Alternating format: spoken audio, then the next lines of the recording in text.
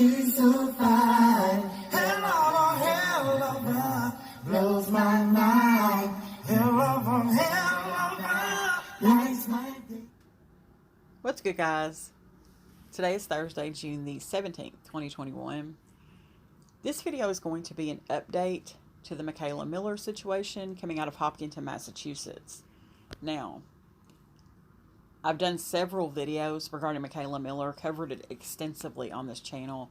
So if you aren't familiar with the case, I will link some of those videos in the description box to try to get you caught up.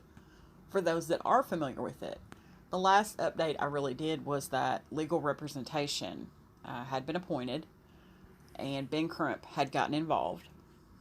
And like I've said before several times in videos about the Mikayla Miller situation, this subject, this case has garnered so much hate directed at me and this channel for simply speaking the truth. And I'm going to continue to speak the truth, and no one is going to stifle that.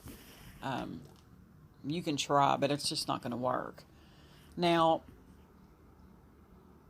I'll just give you a really quick, brief rundown. Mikayla Miller was 16 years old, black student athlete, played basketball, and also identified as LGBTQ+. On April the 17th, she was in the common area of her apartment complex and was jumped by several teenagers, not necessarily juveniles. Some of them were, some of them weren't, but teenagers. And the next day was found deceased in the woods close to her home. Her cell phone did not have a SIM card. She had her laptop with her, her backpack. But like I said, I will link those videos. So what happened today was that Monica Cannon Grant, who has been phenomenal in getting the word out about Mikayla Miller's case, retweeted a tweet by Amaka Ubaka at Umaka Ubaka TV. And the tweet reads, 13 elected leaders, including Representative Pressley, signed this letter addressed to DA Marian Ryan, calling for an independent investigation into the death of 16-year-old Mikayla Miller. They question whether her death may have been a hate crime. The Massachusetts Attorney General's office has the power to order an independent probe. And then they hashtag 7News. Now, the letter I'm going to read is dated June the 16th, 2021, yesterday, and it is addressed to the Honorable Marian Ryan. It reads, Dear District Attorney Marian Ryan, we write to demand a thorough, transparent, and independent investigation into the recent death of Mikayla Miller, a 16-year-old Hopkinton resident who was found dead in the woods not far from her home on April the 18th. Nearly 2 months after Mikayla's death, the greater Boston community is still grieving the tragic loss of this young life, and questions remain unanswered about the full circumstances that led to her death. While we understand that the medical examiner's office has determined that the cause of her death was suicide, reports about those circumstances have made closure hard to find for Mikayla's family and the community. We question whether Mikayla's death is a hate crime, especially if the independent investigation finds that she was driven to suicide due to bullying because of her race and sexual orientation. Both the Miller family and the Black and LGBTQ+ communities continue to have questions about the reported bullying that took place in the days leading up to Mikayla's death.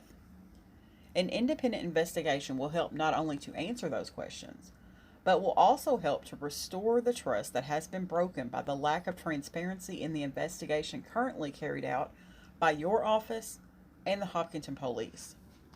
Any loss of life, especially that of a young person, is a tragic event and must be thoroughly investigated. By commissioning an independent investigation into Mikayla's death, we can prevent the further erosion of trust and help Mikayla's loved ones find the healing that every family deserves after a loss. Thank you for your attention to this matter and look forward to your response. Sincerely. And it's signed US Congresswoman Ayanna Pressley, Suffolk County Sheriff Stephen Tompkins, State Senator Sonia Chang Diaz, State Representative Nika Elugardo, State Representative Brandy Fluker Oakley, State Representative Russell Holmes, State Representative Liz Miranda, Boston City Councilor at Large Anissa Asabi George, Boston City Councilor at Large Michelle Wu, Boston City Councilor at Large Julia Mejia, Boston City Councilor Ricardo Arroyo, Boston City Councilor Andrea Campbell, Boston City Councilor Lydia Edwards.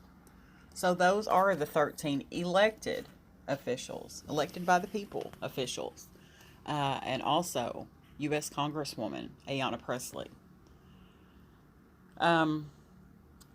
What I noted about this case was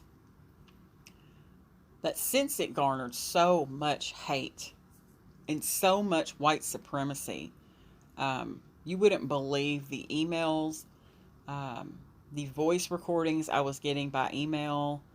It was terrible. But you kicked over one rock with the Mikayla Miller case, and you saw the ugly truth that was lying underneath.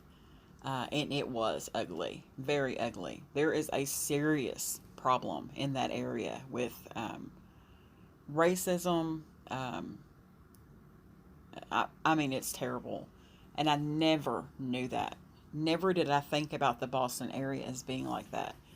But this case painted a totally different picture for me because I experienced it firsthand. So it was really sad to see. It really sickened me.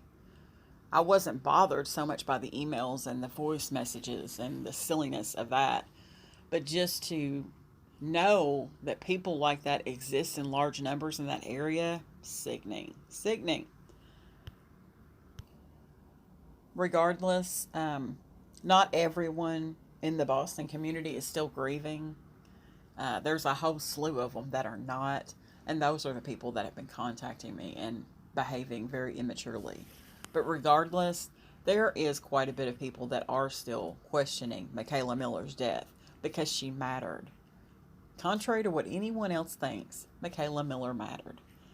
And I hope that we can get to the bottom of this, and I hope that they can become more transparent, and I really hope that an independent investigation ensues, but we'll see. But I'm going to end the video on that note, but I just wanted to give you guys this quick update. Thanks for watching, guys.